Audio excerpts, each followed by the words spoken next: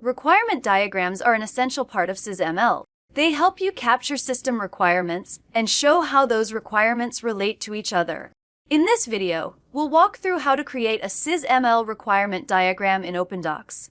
If you want a version you can reuse across multiple pages, start by clicking the plus icon next to any node, then choose New Component Page.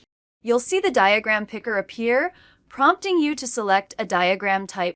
Select Diagrams, then choose Requirement Diagram. You'll enter the editor with a clean canvas where you can define requirements and draw relationships to represent how they connect to each other and to the rest of your system model.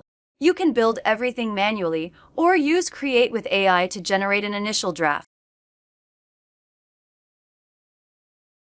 Just a quick reminder, using AI will replace anything already on your canvas. Once the draft is ready, refine it however you like. Add new requirements, rename elements, adjust IDs, and expand the diagram until it accurately reflects your system's requirement structure and traceability. When you're satisfied, click Save, then use the back arrow to return to your page. Your requirement diagram is now reusable, and you can insert it into any page whenever you need it. To add it to a page, open the editor, click Insert, choose Existing Image. Pick your diagram, and it will drop directly onto the page. If you only need the diagram once, you can also create it directly inside the page. Click Insert while editing, choose Diagrams, and select Requirement Diagram.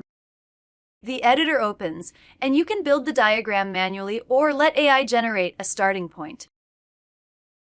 And of course, you can modify the AI-generated version however you like. Save and close the editor, and your requirement diagram will appear on the page.